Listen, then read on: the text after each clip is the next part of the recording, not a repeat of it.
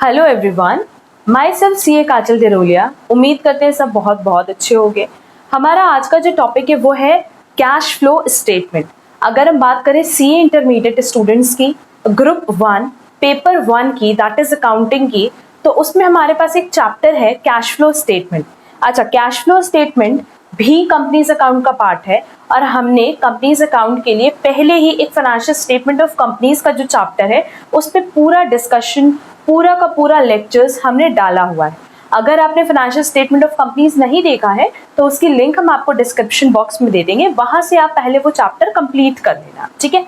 Financial statement of companies and cash flow statement, ये दोनों बहुत इंपॉर्टेंट टॉपिक है ग्रुप 1 के पॉइंट ऑफ व्यू से, एग्जाम के पॉइंट ऑफ व्यू से, क्योंकि दोनों से ही कवरेज होती है 10-10 मार्क्स की, ठीक है। चलो अब हम लोग अपना टॉपिक आज का स्टार्ट करते हैं, जो कि है कैश फ्लो स्टेटमेंट। हमने ऑलरेडी इसके बारे में क्लास 12 में थोड़ा बहुत पढ़ रखा है ना। क्लास 12 में कैश फ्लो स्टेटमेंट हमारे पास था, तो कहीं ना कहीं इसका थोड़ा बहुत बेसिक कॉन्सेप्ट्स हमें पता है। अच्छा, अगर हम लोग सी एग्जाम के पॉइंट ऑफ व्यू से बात करें तो 10 मार्क्स की कवरेज कैश फ्लो स्टेटमेंट से हो सकती है, मिनिमम की हमने बात किया, और ये कहाँ तक अप टू जा सकती है, अप टू 20 मार्क्स, ठीक है। जो भी कैश फ्लो स्टेटमेंट से रिलेटेड हम नोट्स लिखवाएंगे बोर्ड पे, ठीक है। अगर आपको उसकी डिटेल एक कॉपी चाहिए तो आप हमारे टेलीग्राम चैनल से उसको डाउनलोड कर सकते हो, पहली चीज। एंड दूसरी सबसे इंपॉर्टेंट चीज कि जो भी क्वेश्चंस हम लोग करेंगे related to cash flow statement, वो हम अपने इंस्टीट्यूट की मटेरियल से ही करने वाले हैं, ठीक। तो उसकी भी एक कॉपी पीडीएफ फॉर्म में हम आपके लिए डिस्क्रिप्शन बॉक्स में भी डाल देंगे, एंड हमारे टेलीग्राम चैनल से भी आपको क्वेश्चन की लिस्ट मिल जाएगी, ठीक है। चलो अब हम लोग स्टार्ट करते हैं बेटा कैश फ्लो स्टेटमेंट। अगर हम लोग बात करें कैश फ्लो स्टेटमेंट की, है ना, तो ये एक ऐसा स्टेटमेंट है जो कि हमें कैश एंड कैश इक्विवेलेंट का जो भी फ्लो है या कह लो मूवमेंट है, उसके बारे में इंफॉर्मेशन देता है। और ये फ्लो और मूवमेंट कितने टाइम के लिए होगा, 2 पॉइंट्स ऑफ टाइम, है ना, या फिर कह लो फॉर पर्टिकुलर पीरियड। देखो हमने क्या लिखा है, हमने बोला कि कैश फ्लो स्टेटमेंट एक ऐसा स्टेटमेंट है जो कि कोई भी ऑर्गेनाइजेशन तब ड्रॉ करती है जब उसको किस चीज की रिक्वायरमेंट होती है कि पूरे साल में या 2 डेट्स के बीच में उसने कितना कैश का इनफ्लो और आउटफ्लो किया है। अगर उसको इसकी इंफॉर्मेशन चाहिए तो उसको ड्रॉ करना होता है कैश फ्लो स्टेटमेंट। क्लियर? मतलब कैश फ्लो स्टेटमेंट एक ऐसा स्टेटमेंट है जिससे हमें ये पता चलता है कि कितना फ्लो या कह लो कितना मूवमेंट हुआ, किसका, कैश एंड कैश इक्विवेलेंट का, और वो भी कितने टाइम पीरियड के लिए। चाहे तो आप 2 डेट सेलेक्ट कर लो, उसके बीच के टाइम पीरियड की हम बात करेंगे, या फॉर अ पर्टिकुलर पीरियड, ठीक है। अगर हम बात करें कैश एंड कैश इक्विवेलेंट की, तो कैश एंड कैश इक्विवेलेंट में 3 चीजें आती है। पहला आएगा कैश, दूसरा आएगा बैंक, और तीसरा क्या आएगा, शॉर्ट टर्म इन्वेस्टमेंट।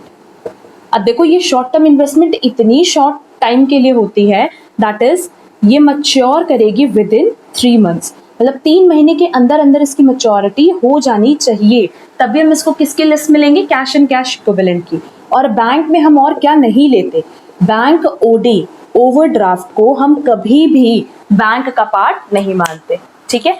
तो ओवरऑल अगर हम लोग कैश फ्लो स्टेटमेंट की बात करें तो सिंपली अब हम लोग को समझ में आ गया कि कैश फ्लो स्टेटमेंट मतलब एक ऐसा स्टेटमेंट जो कि किससे रिलेटेड बात करता है कि कितना कैश एंड कैश इक्विवेलेंट का फ्लो हुआ या मूवमेंट हुआ for a particular period of time. मतलब एक पर्टिकुलर पीरियड ऑफ टाइम में कितना पैसा आया, कितना पैसा गया, कितना कैश इनफ्लो हुआ, कितना कैश आउटफ्लो हुआ। अगर इसके बारे में ऑर्गेनाइजेशन को इन्फॉर्मेशन चाहिए तो वो क्या ड्रॉ करेगा, कैश फ्लो स्टेटमेंट। क्लियर है?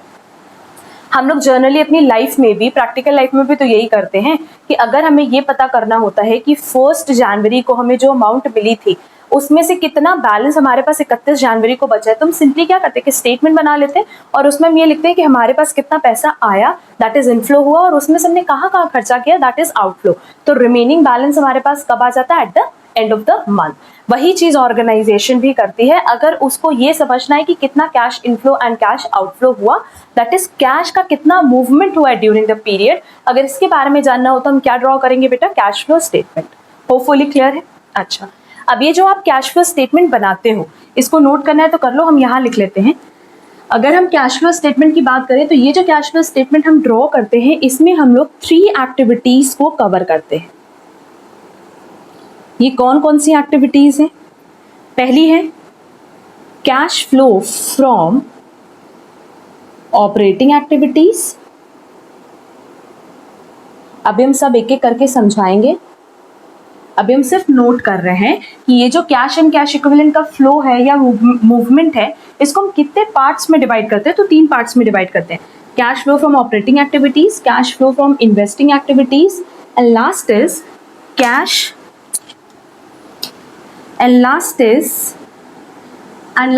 Cash flow from financing activities. ठीक है, तो हमने बोला कि ये जो कैश एंड कैश इक्विवेलेंट है, ये 3 एक्टिविटीज में हम इसको डिस्ट्रीब्यूट करते हैं। First is operating, second is investing and third is financing. देख लेते हैं तीनों को डिटेल में, तीनों का एक डिटेल डिस्कशन कर लेते हैं। देखो, अगर हम लोग बात करते हैं बेटा ऑपरेटिंग एक्टिविटी की, तो नाम से समझ में आ रहा है कि जो हम लोग डे टू डे ऑपरेशन करते हैं, उससे रिलेटेड जितना भी खर्चा होगा, या फिर कह लो उससे रिलेटेड जितना भी कैश इनफ्लो होगा, कैश आउटफ्लो होगा, वो कहाँ आ जाएगा? ऑपरेटिंग एक्टिविटीज में।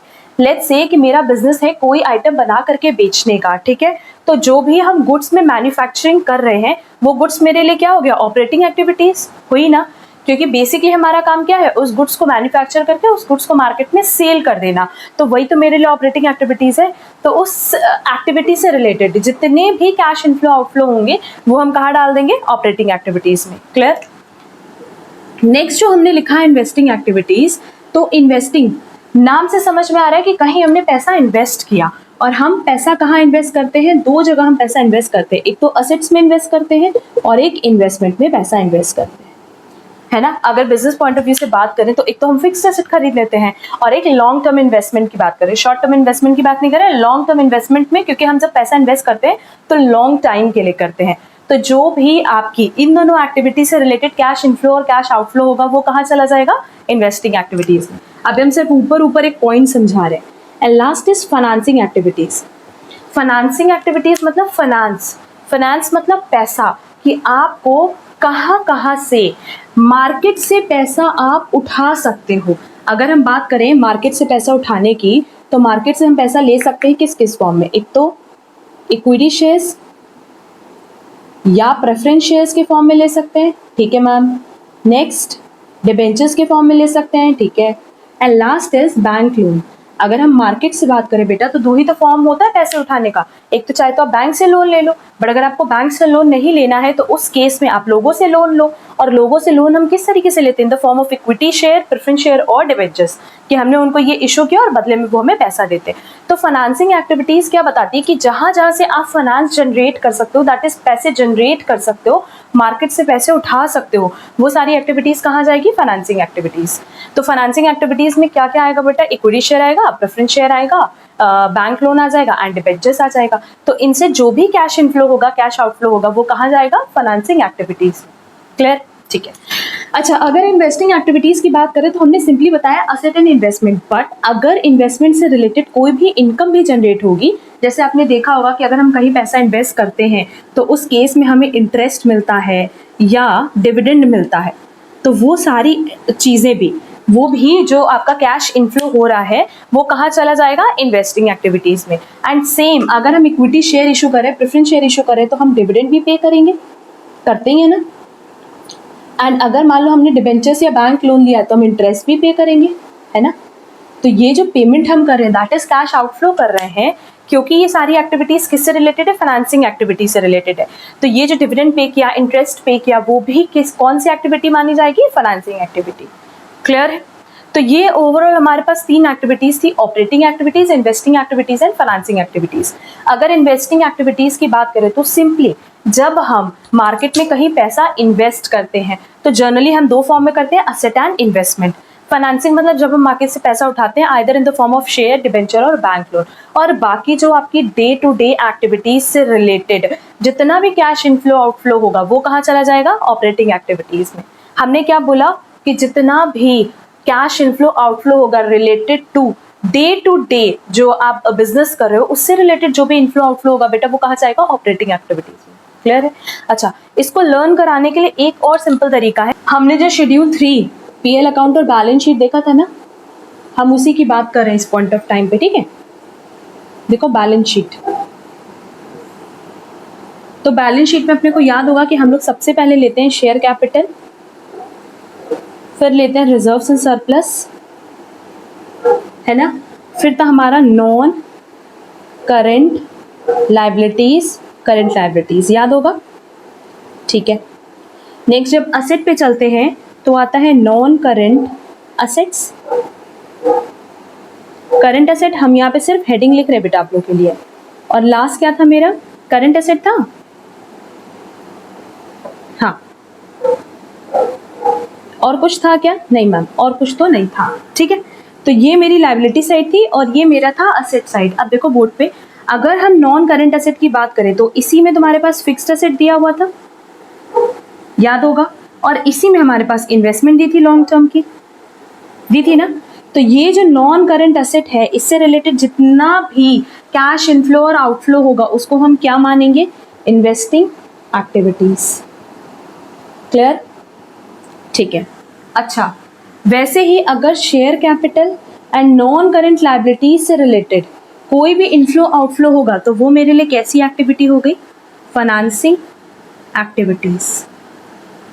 ठीक, और इसके बाद यहाँ जितनी भी चीजें बची वो सब किसका पार्ट बनेंगी, ऑपरेटिंग की। चाहे यहाँ की बात करो, जितने भी एक्सपेंसेस होंगे, जितने भी इनकम होंगे, या कह लो प्रॉफिट होगा, लॉस होगा, ये किसका पार्ट बनेगा, ऑपरेटिंग का। सेम करंट एसेट किसका पार्ट बनेगा, ऑपरेटिंग एक्टिविटीज का। ये सब ऑपरेटिंग एक्टिविटीज है जिसको हम एरो लगा करके एक साथ लिख रहे हैं। ठीक है, वैसे अगर करंट लायबिलिटीज की बात करें तो ऑपरेटिंग एक्टिविटीज, और रिजर्व्स की बात करें बेटा तो रिजर्व्स में पीएल कहाँ जा रहा है, ऑपरेटिंग एक्टिविटीज में, है ना। और बाकी भी जो चीजें रिलेटेड होती हैं वो हम उसी में डाल करके एडजस्ट करते हैं, किसमें, ऑपरेटिंग एक्टिविटीज में। तो सिंपली अगर हम लोग बैलेंस शीट से याद करना चाहें तो बहुत ही इजीली याद हो जाएगा कि नॉन करंट एसेट से रिलेटेड जितनी भी एक्टिविटीज है वो इन्वेस्टिंग है। अगर हम लोग बात करें शेयर कैपिटल से related and long term liabilities से रिलेटेड, या फिर कह लो नॉन करंट लायबिलिटीज से रिलेटेड, तो वो हो जाएगा बेटा फाइनेंसिंग एक्टिविटीज। और बाकी जितनी भी चीजें बच गई, क्या क्या बचेगा, पीएल का पूरा पूरा पोर्शन बच गया, करंट एसेट बच गया, करंट लायबिलिटी बच गया, वो किसका पार्ट बन जाएगा, ऑपरेटिंग एक्टिविटीज का। तो ये सिंपल होता है, इस तरीके से लर्न करना भी सिंपल है और कॉन्सेप्ट समझना भी। ठीक है, चलो यहाँ तक होपफुली तुम लोग को समझ में आया होगा। हमें एक और लास्ट पॉइंट इस पे डिस्कस करना है। देखो, और हम बता चुके हैं पहले कि अगर इससे रिलेटेड आपको नोट्स की रिक्वायरमेंट होगी तो आप टेलीग्राम चैनल से डाउनलोड कर लेना। हमारे टेलीग्राम चैनल पे इससे रिलेटेड सारा नोट्स आपको मिल जाएगा। ठीक है, अच्छा, यहाँ तक तो होपफुली आप लोगों को समझ में आया होगा कि कैश फ्लो स्टेटमेंट क्या होता है, उसमें कितनी तरह की एक्टिविटीज होती है, और उन एक्टिविटीज को भी हमने डिटेल डिस्कशन कर लिया। अब देखो, आपने क्लास 12th में एक चीज सुनी थी, डायरेक्ट मेथड सुना था, ये सबने सुना होगा। इनडायरेक्ट मेथड सुना था ना। पहले हम लोग क्लियर कर लेते हैं कि what is direct method and what is indirect method. अभी हमने बताया कि हमारे पास 3 एक्टिविटीज होती है ना। पहला होता है cash flow from operating activities, next हमने क्या बताया था बेटा, इन्वेस्टिंग एक्टिविटीज, और नेक्स्ट हमने क्या बताया था, फाइनेंसिंग एक्टिविटीज। 3 एक्टिविटीज बताई थी, हाँ ठीक है। तो ये 3 तो अपने को लर्न हो चुकी है। अब डायरेक्ट और इनडायरेक्ट मेथड में क्या है कि डायरेक्ट और इनडायरेक्ट मेथड में जो इन्वेस्टिंग और फाइनेंसिंग एक्टिविटीज है उसको हम लोग क्या बोलते हैं कि वो सेम है। मतलब investing activities and financing activities के लिए कोई भी डायरेक्ट मेथड या इनडायरेक्ट मेथड जैसी चीज नहीं होती है। इसको हम हमेशा एक ही पैटर्न पे सॉल्व करते हैं कि सिंपली जो भी आपका फिक्स्ड एसेट या इन्वेस्टमेंट से रिलेटेड इनफ्लो आउटफ्लो है वो डालते हैं इन्वेस्टिंग में, और जितना भी आपका share capital long term loan से रिलेटेड इनफ्लो आउटफ्लो है वो डालते हैं फाइनेंसिंग में। तो इसका मतलब क्या कि जब हम बात करें डायरेक्ट मेथड और इनडायरेक्ट मेथड की तो हम सिर्फ एक ही टॉपिक की बात करें, that is cash flow from operating activities. ठीक है, ये तो पहली चीज हो गई। अब हम लोग बात कर लेते हैं कि ये जो cash flow from operating activities है इसमें हम लोग ये 2 मेथड क्यों यूज करते हैं और इन दोनों मेथड में डिफरेंस क्या है। एक होता है डायरेक्ट मेथड और एक होता है इनडायरेक्ट मेथड। किसके कैलकुलेशन के लिए बेटा? Cash flow from operating activities. हाँ मैम, क्लियर है। देखो डायरेक्ट मेथड पे सिंपली हम क्या करते हैं, हमें ऑपरेटिंग एक्टिविटी से कैश फ्लो निकालना है कि जो हम डे टू डे एक्टिविटीज करें उससे कितना कैश जनरेट हो रहा है। तो हम लोग डायरेक्ट मेथड में क्या करते हैं कि जितना हमारा कैश रेवेन्यू आया है उसमें से हम माइनस करते हैं कैश पेमेंट। हमने क्या बोला कि हम डायरेक्टली सेल्स में से परचेज एक्सपेंसेस माइनस करते हैं, मतलब जितना भी कैश रेवेन्यू है उसमें हम माइनस कर देते हैं कैश पेमेंट। तो मेरे पास क्या आ जाता है? प्रॉफिट आएगा। एंड इनडायरेक्ट मेथड में हम क्या करते हैं ना कि हम जो हमारे पास नेट प्रॉफिट ऑलरेडी कैलकुलेटेड है हम वहां से स्टार्ट करते हैं, दैट इज बैक कैलकुलेशन करते हैं और फिर उसमें सबका एडजस्टमेंट करते हैं। मतलब जो भी यहाँ पे हम बता भी देते हैं हम किसका किसका एडजस्टमेंट करते हैं। जो भी नॉन कैश आइटम्स है, इसको नोट करने की जरूरत नहीं क्योंकि इसका डिटेल डिस्कशन हम आगे करेंगे। नॉन कैश आइटम है, नॉन ऑपरेटिंग आइटम है और जितने भी अबनॉर्मल आइटम्स हैं, हम क्या करते हैं कि नेट प्रॉफिट में इन सबका एडजस्टमेंट करके वो प्रॉफिट कैलकुलेट कर लेते हैं या वो कैश इनफ्लो आउटफ्लो कैलकुलेट कर लेते हैं जितना एक्चुअल हमारे बिजनेस से हुआ है। ठीक है, और यहाँ हम क्या करते हैं ना कि हम वही आइटम कंसिडर ही करते हैं जो कि रिलेटेड टू कैश है। मेरा पॉइंट समझ में आया कि डायरेक्ट मेथड में हम जो भी रेवेन्यू और पेमेंट लेते हैं वो हमेशा कैश वाली ही लेते हैं और इनडायरेक्ट मेथड में हम नेट प्रॉफिट से शुरू करके बैक कैलकुलेशन करके सारी की सारी वो चीजें जो कि कैश से रिलेटेड नहीं है, बिजनेस से रिलेटेड नहीं है, अब नॉर्मल आइटम है, उनको हम वापस से रीएडजस्ट कर देते हैं। ठीक, इसी वजह से इसको डायरेक्ट इनडायरेक्ट बोला जाता है क्योंकि डायरेक्ट मेथड में देखो ना, हम लोग जब ट्रेडिंग पेल बनाते हैं तो सेल से परचेज माइनस करते हैं, सेल से एक्सपेंस माइनस करते हैं, तो वो डायरेक्ट मेथड है। यहाँ पे क्या कर रहा है कि प्रॉफिट कैलकुलेट करने का सीधा सीधा तरीका अपनाया है, इसीलिए इसको डायरेक्ट मेथड बोले। और जब हम बैक कैलकुलेशन करते हैं तो उसको इनडायरेक्ट मेथड बोले। क्लियर? तो ये दोनों मेथड का डिफरेंस था। अच्छा, अब अगर तुम लोग बात करोगे एग्जाम पॉइंट ऑफ व्यू से, तो एग्जाम पॉइंट ऑफ व्यू से ये दोनों मेथड यूज किया गया। ठीक है, किसी पैटर्न में डायरेक्ट मेथड यूज किया तो किसी पैटर्न में इनडायरेक्ट मेथड यूज किया है। ठीक, अगर डायरेक्ट मेथड, अब तो हमें लगता है कि तुम लोग को भी समझ में आ गया कि डायरेक्ट मेथड मतलब क्या, सिंपली हम लोग सेल्स में से परचेज माइनस कर देंगे, ऐसे समझो। अभी और बहुत सारी चीजें उसमें एडजस्ट करनी है, पर हमने क्या बोला कि हम जब डायरेक्ट एडजस्टमेंट करते हैं कि सेल्स में से सारे एक्सपेंसेस माइनस कर दिए, परचेज माइनस कर दिया, तो हम डायरेक्ट मेथड की बात करें। बट अगर इनडायरेक्ट मेथड की बात करेंगे तो अच्छा ठीक है मैम, हम लोग नेट प्रॉफिट से शुरू करेंगे और उसमें बैक कैलकुलेशन करके कुछ एडजस्ट करके हम लोग क्या करेंगे, कैलकुलेट करेंगे कि हमारा कितना कैश जनरेशन हुआ फ्रॉम ऑपरेटिंग एक्टिविटीज। क्लियर है? तो किसी में हम लोग डायरेक्ट मेथड यूज करेंगे, किसी में इनडायरेक्ट मेथड यूज करेंगे और हम पैटर्न भी बता देंगे किस में क्या यूज करेंगे, पहली चीज। दूसरी चीज, अगर हम लोग बात करेंगे दोनों में से एग्जैक्ट मेथड कौन सा है ना, तो दोनों में से ज्यादा अच्छा मेथड क्या माना जाता है बेटा? Direct method. क्योंकि जब आप डायरेक्ट मेथड यूज करते हो तो आप ये मेंशन करते हो कि कितना कैश रेवेन्यू आया, कितना कैश पेमेंट आया, तो आप बेसिकली डायरेक्ट सारी चीजें मेंशन कर रहे हो।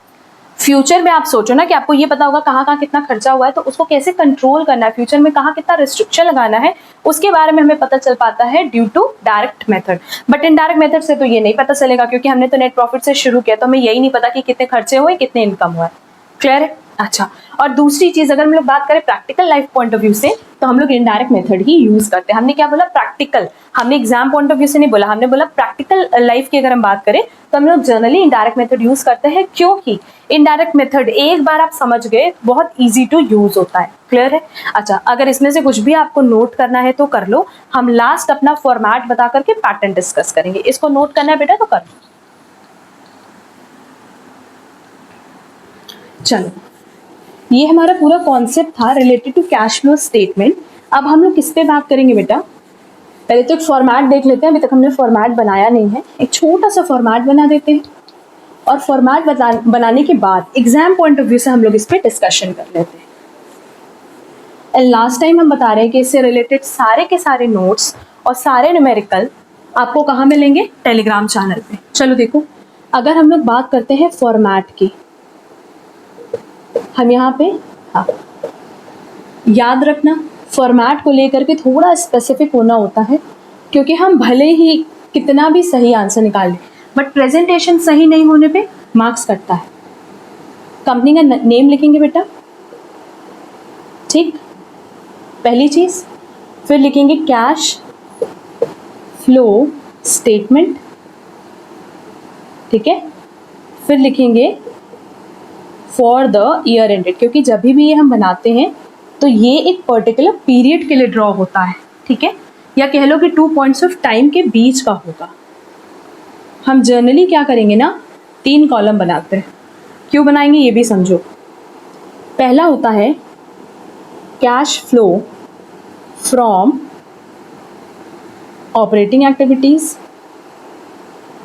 इसको भी हम आगे बना देंगे, ठीक। Next cash flow from investing activities and last cash flow from financing activities, ठीक। ठीक है, अब इन तीनों को जब हम टोटल करते हैं बच्चे, तो इसका नाम क्या देते हैं, नेट। देखो फॉर्मेट एकदम अच्छे से दिमाग में रखना, क्योंकि हर जगह हम यही टर्म्स यूज करने वाले हैं। नेट कैश इंक्रीज और decrease in cash and cash equivalent, ठीक। ठीक है, इसमें हम क्या ऐड कर देंगे, ये तो क्या बता रहा है कि पूरे साल में आपके पास कितना cash and cash equivalent increase या डिक्रीज हुआ,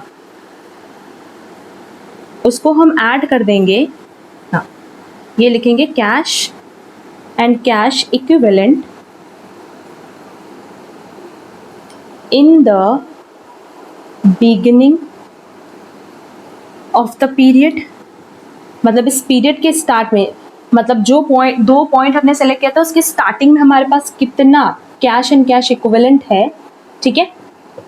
तो ड्यूरिंग द ईयर जितना भी इंक्रीज हुआ एंड प्लस ओपनिंग में जितना है, इन दोनों को ऐड करोगे तो हमेशा क्या आएगा, cash and cash equivalent at the end of the year, clear. साल के अंत में हमारे पास कितना कैश है उसी बैलेंस से ये मैच करना चाहिए, ठीक। इसीलिए हम लोग को पता चल जाता है हमेशा कि हमने ये बनाया सही है या नहीं। अगर ये दोनों बैलेंस मिला करके at the end of the year balance नहीं मैच हो रहा है, इसका मतलब हमने ये सही ड्रॉ नहीं किया है, ठीक। इसको नोट करना होगा बेटा, तो आप लोग नोट कर सकते हो। इसके अलावा अब हम डिस्कस करेंगे रिलेटेड टू पैटर्न, इसको नोट कर लो प्लीज, तो फिर हम लोग पैटर्न पे चले।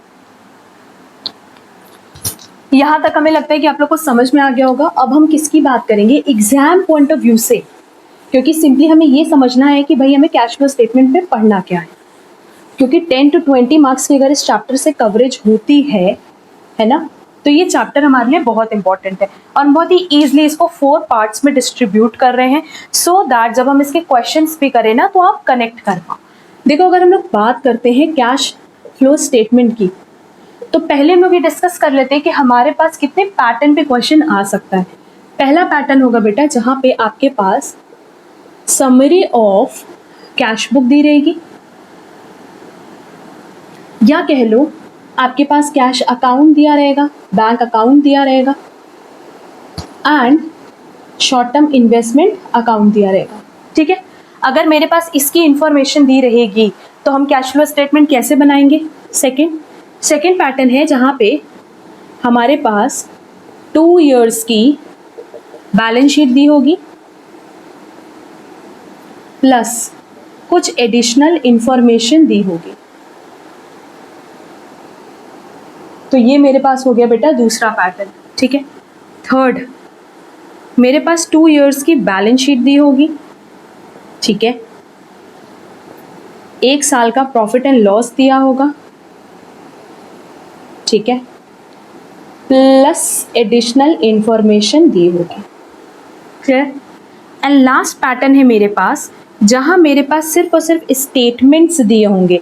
जैसे अलग अलग स्टेटमेंट्स, अगर आपने सिंगल एंट्री पढ़ा हुआ है फर्स्ट ग्रुप में, तो उसमें जैसे हमारे पास अलग अलग स्टेटमेंट्स दिए रहते थे ना, वैसे statements related to cash flow, either outflow और इनफ्लो, तो ये स्टेटमेंट्स दिए होंगे, ठीक है।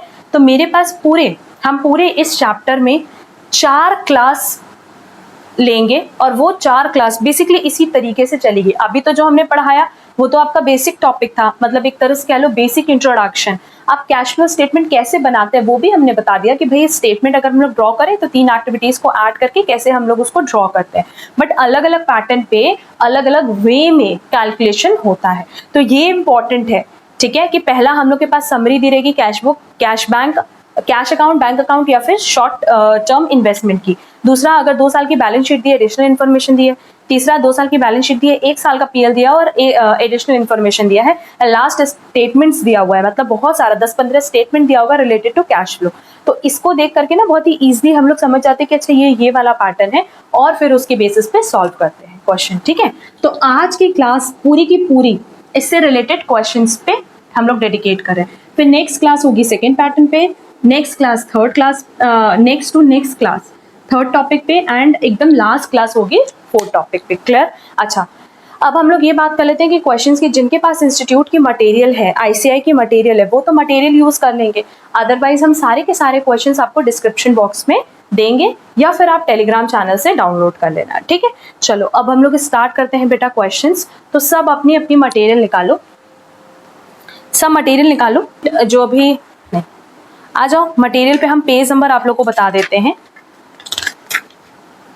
क्योंकि हमें फर्स्ट टॉपिक पे क्वेश्चन करना है, तो अभी उसमें कोई फर्दर हमें डिस्कशन नहीं करना है, इसलिए हम डायरेक्टली स्टार्ट कर रहे हैं। देखो पेज नंबर 4.71 अगर हम लोग देखेंगे तो उस पर कैश फ्लो स्टेटमेंट दिया हुआ है, और उसमें हमारे पास कई सारे इलस्ट्रेशंस दिया इलस्ट्रेशन है और 4 न्यूमेरिकल क्वेश्चंस हैं। तो जो भी फर्स्ट पैटर्न से रिलेटेड है हम आज उसको सॉल्व करेंगे। ठीक है, अच्छा एक बात जो हमसे अधिकतर तुम लोग पूछते हो कि मैम इसमें से सबसे इंपॉर्टेंट पॉइंट कौन सा है, या कह लो कि एक ऐसा पॉइंट जिससे 90% टाइम एग्जाम में क्वेश्चन आता है, वो है सेकंड।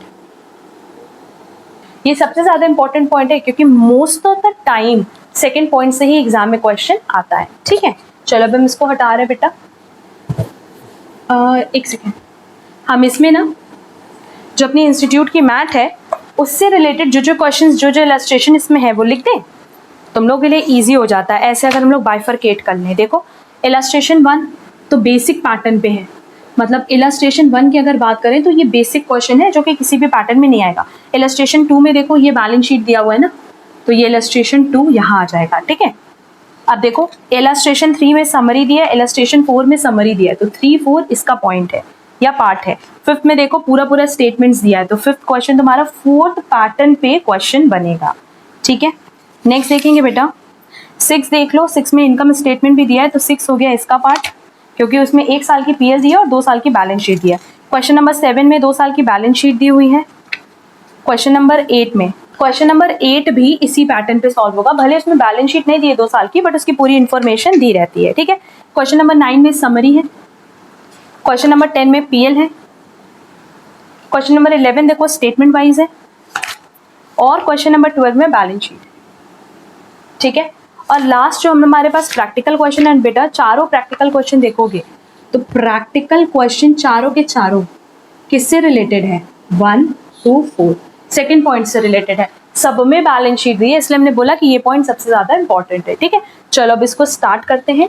हम लोग आज कौन सा टॉपिक लेने वाले हैं, फर्स्ट टॉपिक, जिसमें हमारे पास कौन कौन सा क्वेश्चन है, क्वेश्चन नंबर 3 है, क्वेश्चन नंबर 4 है, क्वेश्चन नंबर 9 है, और यहाँ से देखो इलस्ट्रेशन 1 भी हम लोग सॉल्व करेंगे।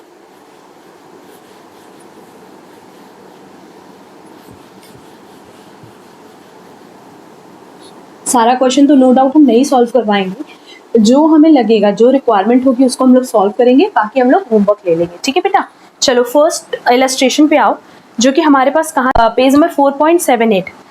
ये हमने बोला बेसिक क्वेश्चन है, क्योंकि इसमें सिर्फ ये बताना है कि कौन सा खर्चा या कौन सी इनकम किस एक्टिविटी से रिलेटेड है। देखो इलस्ट्रेशन 1 पढ़ रहे हैं, पेज नंबर 4.78। कह रहे हैं intelligent limited non financial company, कौन सी कंपनी है, नॉन फाइनेंशियल, जो कि फाइनेंस नहीं करती है, has a following entries in its bank account, it has short your advice on the treatment of the same for preparing cash flow statement. ठीक है, कह रहे हैं लोन्स एंड एडवांसेस हमने दिया है, किस किस को हमने दिया है, क्या लोन्स एंड एडवांसेस 3 लोगों को हमने दिया है। पहला दिया है सप्लायर्स को, दूसरा दिया है एम्प्लॉइज को, और तीसरा दिया अपने सब्सिडियरीज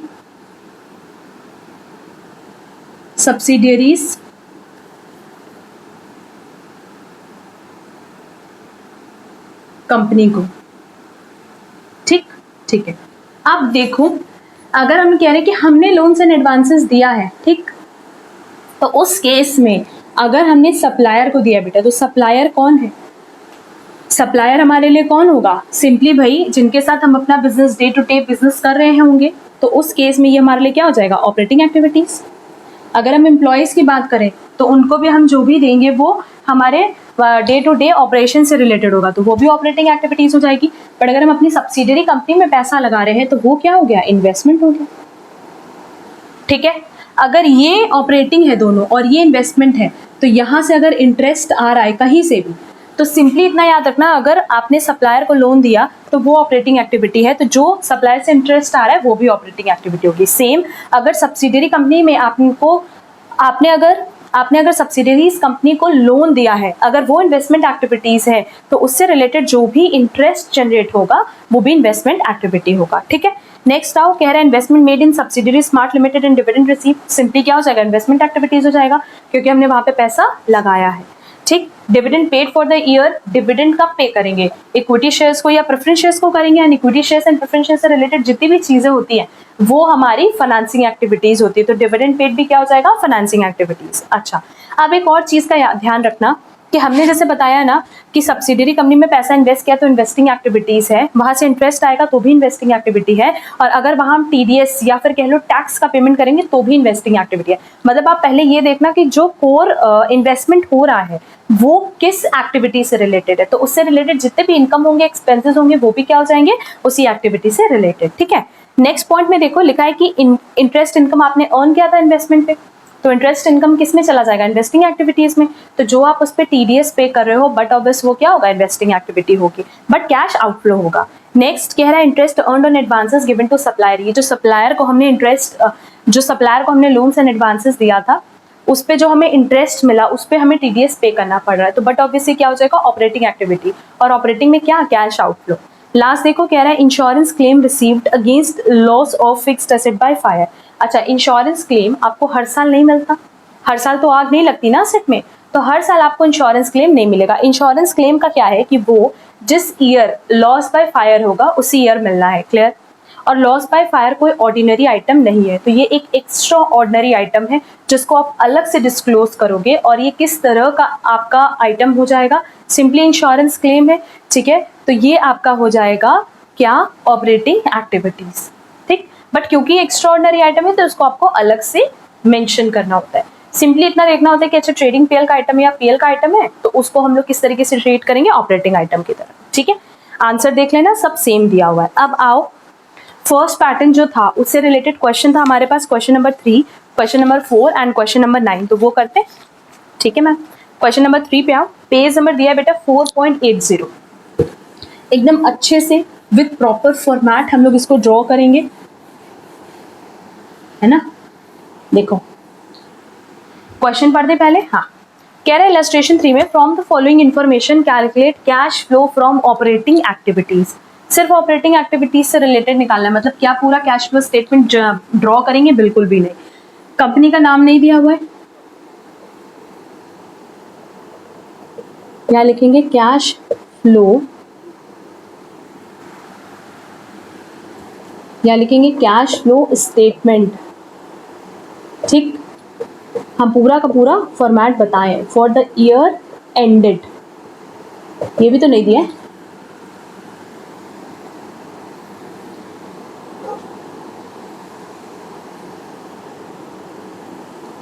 यहाँ क्या लिख दे बेटा, इन रुपीज लिख दे।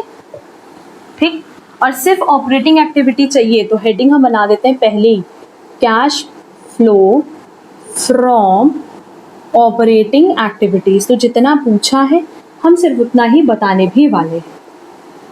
एग्जाम में भी हमेशा ध्यान रखना, एग्जाम में आप लोग करते क्या हो ना, सबसे बड़ा ब्लंडर आप लोग ये करते हो, क्वेश्चन में पूछता कुछ है, आप जवाब कुछ और ही देके आते हो।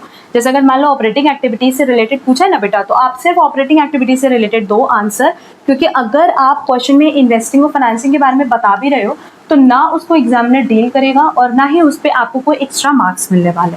देखो अगर ऑपरेटिंग एक्टिविटीज की बात करें तो सबसे पहले अगर तुम लोग क्वेश्चन में देखो तो क्वेश्चन में कैश सेल कैश पेमेंट दिया है, ठीक है। तो ये हम लोग कौन से मेथड से बनाएंगे, डायरेक्ट मेथड, ठीक है।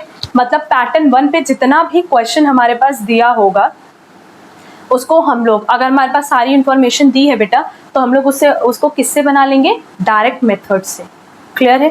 तो पैटर्न 1 पे जितना भी क्वेश्चन है, अगर हमारे पास जो इन्फॉर्मेशन है वो डायरेक्ट मेथड के अकॉर्डिंग तो डायरेक्ट मेथड यूज करेंगे, इनडायरेक्ट मेथड की इन्फॉर्मेशन है तो इनडायरेक्ट मेथड यूज करेंगे। अब यहाँ डायरेक्ट मेथड है क्योंकि सारी के सारे आइटम्स हमारे पास नाम से दिए हैं। पहला देखो कैश सेल है, ठीक है, ये इसमें जाएगा। ट्रेड रिसीवेबल है, ये भी तुम्हारा क्या हो गया, ट्रेड एक तरह से कह लो कि करंट एसेट्स हो गया। ट्रेड कमीशन, कमीशन क्या हो गया तुम्हारा, इनकम हो गया, वो भी इसमें जाएगा। अच्छा, सेल ऑफ इन्वेस्टमेंट जाएगा क्या, नहीं मैम वो इन्वेस्टिंग एक्टिविटी है। Loan from bank, interest and dividend नहीं जाएगा क्योंकि फाइनेंसिंग एक्टिविटी है। अब बाई साइड देखो, cash purchases day to day activities से रिलेटेड है तो ये जाएगा इसमें ऑपरेटिंग में। ट्रेड पेबल करंट लायबिलिटी से रिलेटेड है, जाएगा। Office selling expenses day to day expenses है, जाएगा। इनकम टैक्स ये भी तो आप पे करते हो तो ये भी आपके पास जाएगा, उसके बाद ही तो आपका प्रॉफिट आता है, ठीक है। एंड इन्वेस्टमेंट नहीं जाएगा क्योंकि इन्वेस्टिंग एक्टिविटी है। Repay of loan, interest on loan आपकी फाइनेंसिंग एक्टिविटी है, ठीक है। तो देखो अब इसको लिखना कैसे, ये लिख दिया ना, cash received from sale of goods कितना दिया है, 1,40,000, ठीक। फिर ट्रेड रिसीवेबल से पैसा मिल रहा है तो cash received from trade receivable 1,75,000 मतलब 1,75,000। एंड ट्रेड कमीशन, तो ट्रेड कमीशन तो सीधे सीधे हमें मिलेगा, इनकम है। ट्रेड कमीशन रिसीव्ड 50,000, ठीक। इसको एक बार ऐड कर लेते हैं, फिर सारी चीजें इसमें से माइनस कर देंगे, या चलो साथ में कर देंगे, कोई दिक्कत नहीं है। फिर देखो दिया कैश परचेजेस, तो यहाँ पे हम लिख दें payment for purchases of goods. और सिंपली हम लोग को इतना याद रखना ना बेटा, जब हम लोग कैश फ्लो स्टेटमेंट बनाते हैं, जब पैसा आएगा तो ऐड कर दो, जब पैसा जाएगा तो लेस कर दो। बस करना क्या होता है कि वो पैसा किस एक्टिविटी से रिलेटेड हो रहा है, वो पैसा किस एक्टिविटी से रिलेटेड है, बस तुम लोग को यही चीज एक तरह से कह लो कि इसमें बाइफरकेट करनी होती है। अदरवाइज कैश फ्लो स्टेटमेंट में सिर्फ वो आइटम ही रिकॉर्ड करते हैं जहाँ पे कैश का जनरेशन हो, आइदर कैश इनफ्लो हो, कैश आउटफ्लो हो, क्लियर है। बस किस एक्टिविटी से रिलेटेड है इसका बाइफरकेशन तुम लोग को करना होता है। Trade payables, payment to trade payables कितना है बच्चे, 1,57,000, ठीक है। Next office and selling expenses paid 75,000 and last income tax paid अभी नहीं लिखते हैं, पहले इसको कर लेते हैं। इनकम टैक्स कितना है, 30,000 है ना, वो हम लिखते हैं, ठीक है।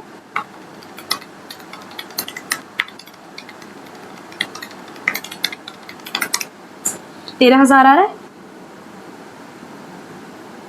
13,000 क्या हो गया, cash generated from operating activities, ठीक है। इसमें देखो इनकम टैक्स कितना है, 30,000 है, तो इनकम टैक्स अगर हम लेस कर दें, जो कि हमारे पास 30,000 दिया है, तो हमारे पास 17,000 का नेगेटिव बैलेंस आ जाएगा। और ये जो 17,000 का नेगेटिव बैलेंस आ रहा है बेटा, इसको हम लोग किस नाम से लिखेंगे, देखो net cash used in operating activities. हमने क्या लिखा, नेट कैश यूज्ड, यूज्ड मतलब इतना हमने एक्सेस यूज किया है 17,000, ठीक है। होपफुली तुम लोग को समझ में आया, ये नोट डाउन कर लो, फिर हम लोग इसी पैटर्न पे नेक्स्ट क्वेश्चन में चलेंगे। और हम बार बार कह रहे हैं कि हमारे पास पैटर्न 1 है, पैटर्न 1 में सिंपली हमारे पास क्या दिया होगा, समरी दी होगी, और उस समरी से हमें सीधे कैश फ्लो स्टेटमेंट ड्रॉ करना होता है, डायरेक्ट हम ड्रॉ करते हैं। और ये जो डायरेक्ट हम लोग ड्रॉ कर रहे हैं, उस केस में ऑपरेटिंग एक्टिविटी डायरेक्ट मेथड से भी कर सकते हैं, इनडायरेक्ट मेथड से भी कर सकते हैं, जैसी इंफॉर्मेशन होगी। इसको प्लीज नोट कर लो, तो नेक्स्ट क्वेश्चन पे चले।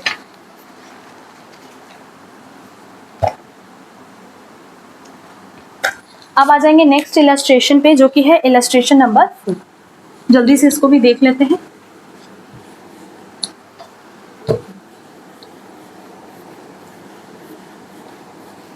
ये हमारे पास पूरा का पूरा फुल फ्लेश्ड क्वेश्चन है, जिसमें सारी एक्टिविटीज हैं, ठीक है।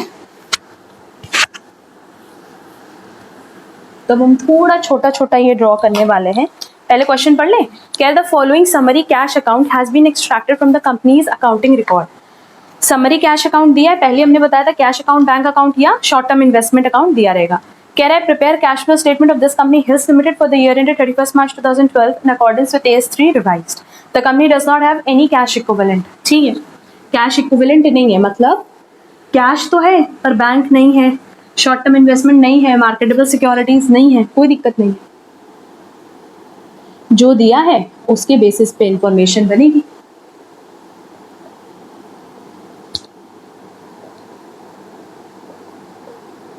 ठीक,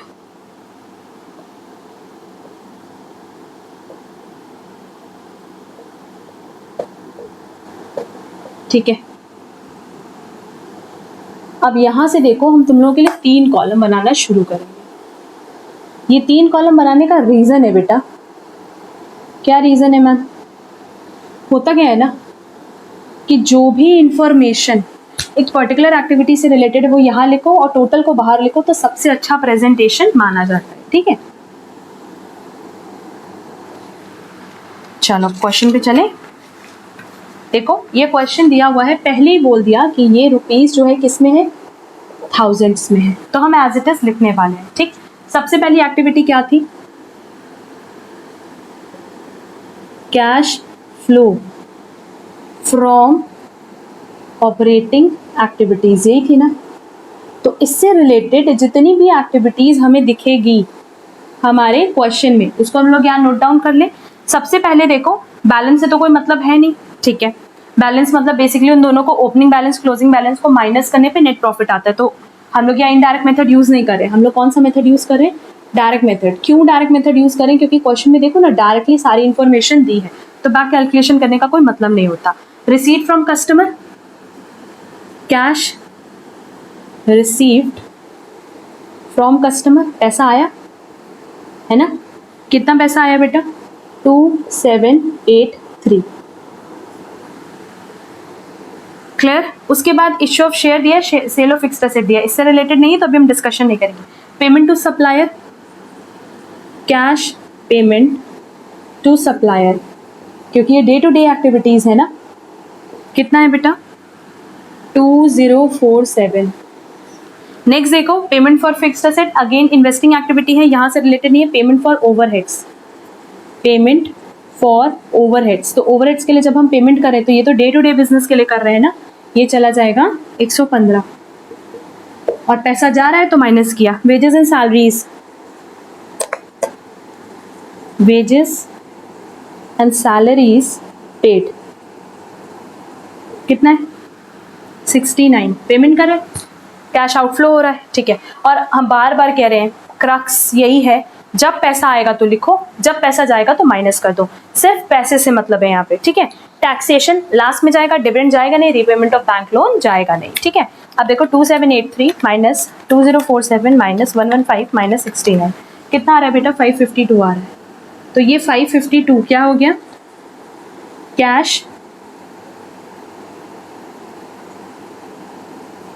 कैश फ्रॉम ऑपरेटिंग एक्टिविटीज है ना। अब इसमें इनकम टैक्स दिया है तो हम लोग क्या करें, सीधे सीधे इनकम टैक्स पेड माइनस कर दें। इनकम टैक्स कितना है देखो, बुक में दिया हुआ है टैक्सेशन तुम लोगों का 243, इसमें से 243 माइनस किया तो ये आ जाएगा 309। ठीक है, ये 309 हम बाहर के कॉलम में लिखेंगे, इसके पैरेलल नहीं यहाँ, ताकि हम इसके पैरेलल ये लिख सकें, कैश या नेट कैश लिखो please, net cash flow from operating activities. ठीक, तो इसीलिए हमने बोला कि लास्ट वाला कॉलम हम लोग ड्रॉ करेंगे ताकि ये सिंपल हो जाए हम लोग के लिए। अच्छा, हमने अभी सिर्फ डायरेक्ट मेथड डिस्कस ही किया है, क्योंकि ये जो फर्स्ट पैटर्न पे क्वेश्चन है ये हम लोग डायरेक्ट मेथड पे बहुत ही इजीली कर सकते हैं। अब यहाँ पे मेरे पास स्पेस नहीं है तो हम यहाँ ड्रॉ कर रहे हैं। ठीक है ना। ठीक है, हम क्या बोले, हम कह रहे हैं कि जो फर्स्ट पैटर्न पे हमारे पास क्वेश्चन है, जब भी फर्स्ट पैटर्न पे क्वेश्चन आएगा, वो जब भी फर्स्ट पैटर्न पे क्वेश्चन आएगा, ठीक है, कौन सा पैटर्न जिसमें मैम समरी दी रहेगी या फिर cash account, bank account, short term investment account दिया रहेगा, वो हमेशा डायरेक्ट मेथड से सॉल्व होगा। सेकंड क्या था बेटा, cash flow from investing activities. आ जाओ इन्वेस्टिंग एक्टिविटीज पे, ठीक है। देखो इन्वेस्टिंग एक्टिविटीज में एक तो सेल ऑफ फिक्स्ड एसेट्स दिया है, तो कैसे लिखते हैं, proceeds from sale of fixed assets. ऐसे लिखने के लिए तुम लोग कैसे भी लिख सकते हो, बट जर्नली हम बता रहे हैं कि ऑपरेटिंग एक्टिविटीज के लिए हम लोग टर्म यूज करते हैं कैश रिसीव्ड, कैश पेमेंट, और इन्वेस्टिंग और फाइनेंसिंग के लिए यूज करते हैं जब पैसा आता है तो प्रोसीड लिखते हैं, जब पैसा जाता है तो पेमेंट लिखते हैं, ठीक है। कितना है बेटा, 128 पैसा आया, ठीक है। नेक्स्ट देखो पेमेंट फॉर फिक्स्ड एसेट, तो बट ऑब्वियस हम फिक्स्ड एसेट के लिए पेमेंट करें तो परचेज ही तो कर रहे होंगे, payment for purchase of fixed asset. पैसा गया, कितना पैसा गया, 230 गया, और कुछ दिया है ना, इससे रिलेटेड नहीं दिया। अब देखो नेगेटिव में बैलेंस आएगा ना, आने तो कोई दिक्कत नहीं है, नेगेटिव में भी बैलेंस आ सकता है। 102 कैसे लिखेंगे, ये 102 नेगेटिव बैलेंस है, यहाँ लिखेंगे net cash used in investing activities, ठीक है। लास्ट हेडिंग मेरी क्या बन जाएगी, cash flow from financing activities. अब जितनी भी चीज़ें बची हैं सब फाइनेंसिंग में डाल के ख़त्म करेंगे। देखो सबसे पहला तो इश्यू ऑफ शेयर्स है, तो हमने पहले ही बोला वर्ड क्या यूज़ होगा, proceeds from issuance of shares.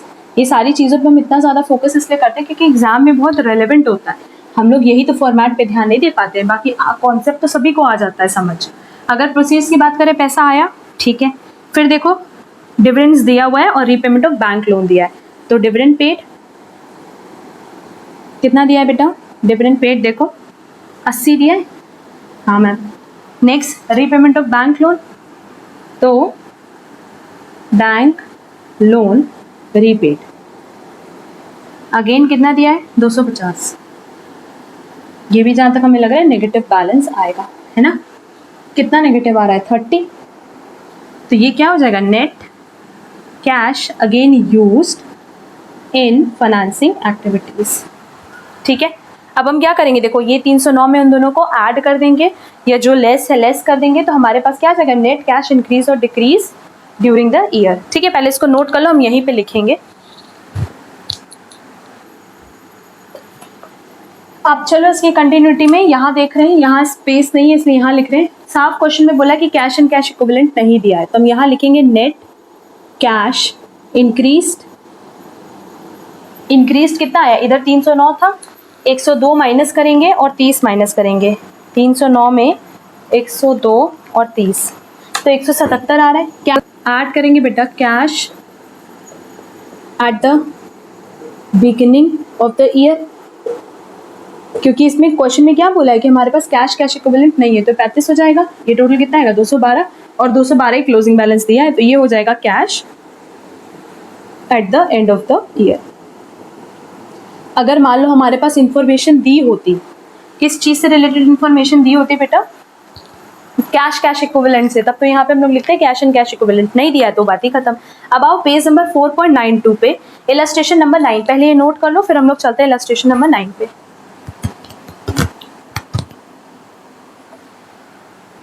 देखो अगर बात करते हैं इलस्ट्रेशन नंबर 9 की, तो ये बिल्कुल सेम पैटर्न पे क्वेश्चन है। हमने अभी 2 इलस्ट्रेशन किया था ना, इलस्ट्रेशन 1 छोड़ दो, इलस्ट्रेशन 3, 4 किया है, देखो एकदम इलस्ट्रेशन 3 की कॉपी है, ठीक है। तो ये होमवर्क रख लेंगे, ये आप आराम से कर लोगे। और इस पैटर्न पे हमारे पास बुक में कोई भी क्वेश्चन नहीं दिया है, क्योंकि स्टार्टिंग में ही हमने सबका बाइफर्केशन करा दिया है, ठीक है। तो ये बेटा हमारा फर्स्ट पैटर्न पे क्वेश्चन था। आज के लिए बस इतना ही, और अगर पैटर्न 1 में आपको कहीं पे भी कोई प्रॉब्लम होगी तो कमेंट बॉक्स में कमेंट करके मुझसे जरूर पूछना, ठीक।